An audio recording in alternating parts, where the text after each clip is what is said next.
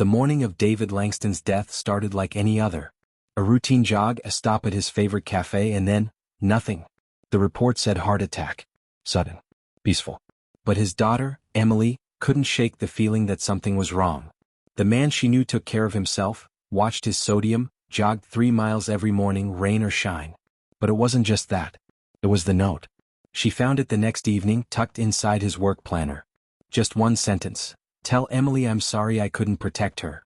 A shaky signature followed. But the handwriting was off. Letters leaned in unfamiliar ways. The loops were too tight. Her father had written thousands of notes to her over the years. She knew his hand better than anyone. She brought the note to Detective Nathan Rowe, an old friend of her father's and one of the few people she trusted. When he saw it, he didn't say much at first. Just stared at it, then asked to see the planner. He flipped through its pages carefully, comparing strokes, underlining key differences. This isn't his, Rose said finally. Not unless he wrote it under extreme stress. Or someone forged it. Emily's chest tightened. Then why would someone leave it? Rowe looked at her, his eyes narrowing. Because they wanted you to find it. 2 days later, they met at a diner on the edge of the city. Rowe had spent the past 48 hours digging. David's death certificate listed natural causes. No toxicology report. Odd for a man who collapsed in public. Stranger still, the CCTV footage from the cafe was gone, just that day's feed. The owner said someone from corporate IT came by, Rose said, stirring his coffee. But the cafe doesn't have a corporate IT department. You think someone erased it? I think someone didn't want us to see who he met that morning. Emily hesitated. The night before he died, he said something strange. He said he had a meeting that could blow things open. I thought he was just being dramatic. He wasn't. Rose slid a photograph across the table. It was grainy, taken from a traffic cam 2 blocks from the cafe.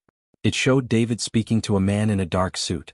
The man's face was turned away, just enough to avoid identification. Who is he? I don't know.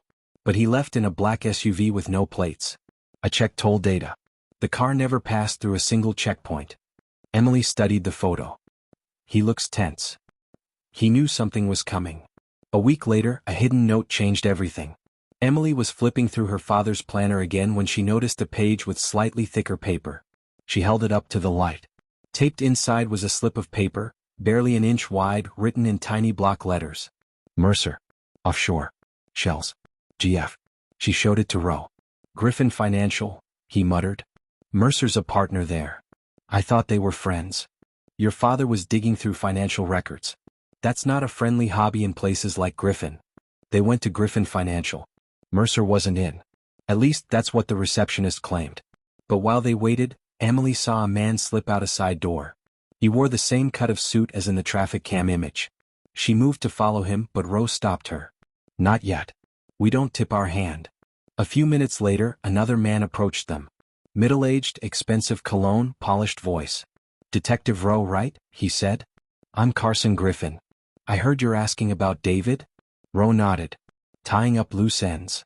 Griffin pulled a business card from his jacket. On the back, in careful handwriting, were 6 digits. That's a code David used once when he didn't want things traceable.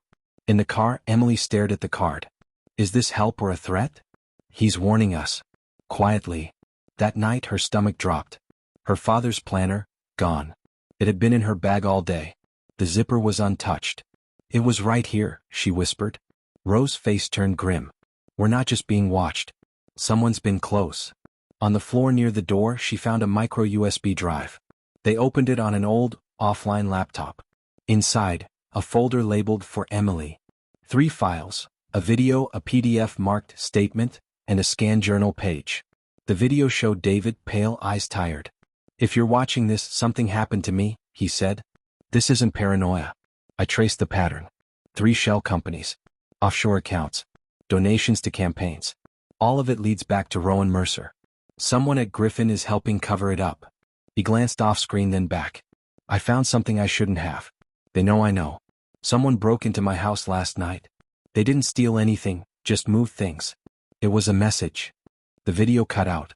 The statement file was full of wire transfers, donation records, front companies. Mercer's name appeared repeatedly. The journal page was in David's own handwriting. He offered me $100,000 to walk away. Said if I didn't, my daughter would pay the price. I told him to leave. He smiled and said, that was the wrong answer. Emily's voice cracked. They threatened me. Ro didn't answer. He was already on the phone. The next day they met Marisol, ex-private security, now freelance. She owed Ro a favor. They parked outside a glass-walled apartment uptown. Marisol pointed up. Top floor. Rented under a fake name. But it's Mercer. Scanners picking up encrypted signals. She plugged into a frequency. Within seconds her face changed. I've got audio. From her laptop, Mercer's voice. Come, Colt. I don't care what she found. The planner's gone. She has nothing. A second voice. What about Ro? If he keeps digging, handle it. Quietly. Emily's hands trembled. They're planning something. Ro's phone buzzed. A video clip. Anonymous number. He pressed play. It was a live feed of Emily's apartment. She wasn't home. But someone else was. A man in a black cap moving slowly. Opening drawers. Studying her photos. He turned to the camera and smiled. Then held up David Langston's missing planner. Ro jumped up. We have to go. They sped through downtown, reaching Emily's place in 12 minutes. But the apartment was empty. The man was gone. Emily sat on her couch, shaking. Why would he show himself? Ro stared at the still frame of the man's smile. Because he doesn't think we can touch him. 3 nights later Mercer made a mistake. He called Griffin from a secure line. What he didn't know was that Marisol had managed to clone the SIM of one of his burner phones. They caught the whole call. I told you it was handled, Mercer said, his voice tight. Langston's planner is destroyed. The USB was wiped from her machine remotely. There's nothing left. Griffin's reply was sharp. And the detective?